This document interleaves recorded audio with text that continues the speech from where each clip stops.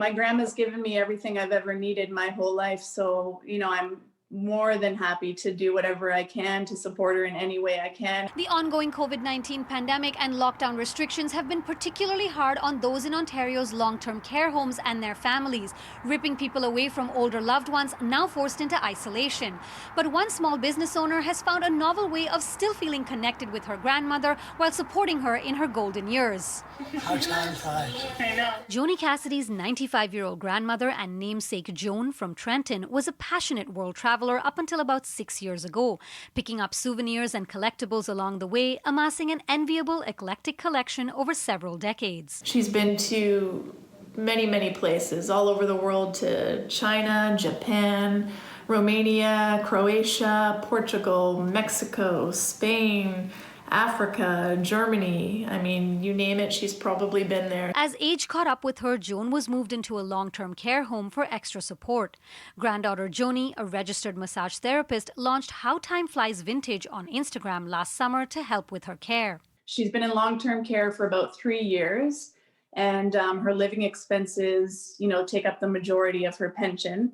So because she had a whole, house full of all these antiques and collectibles that she's collected along the way in her worldly travels, I decided to start selling some of them to invest back into her current health care. Joni says her Baba enjoys knowing that her carefully curated collectibles are getting a new lease on life, albeit tinged with a bit of heartache. There's also a little bit of sadness too, because you realize, you're at a point in life where you kind of have to let go. But she's very excited that her items have found new homes and they're getting to travel around when she's not able to anymore. For Joni, Instagram was the platform of choice because it let her connect personally with those buying her Baba's things, and she's able to share her life and legacy with them.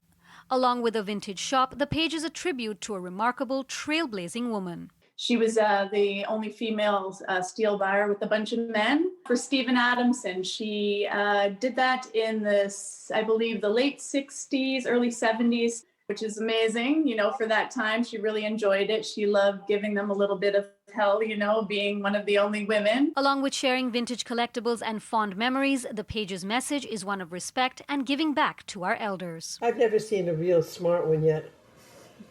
And I've seen a hell of a lot of men. I just think it's really important that they've lived their whole life. And if anyone deserves it more, it's, the elderly. They've given all they've had. They've created a way for us and they've taught us. And I just feel it's really important to stand by them when they need it most. How time flies. Now, Joni says she's absolutely overjoyed with the response to the shop. She simply did not expect it to do as well as it has. We've got more about the shop as well as her Baba's incredible life on our website, citynews.ca. For City News, I'm Dilshad Burman.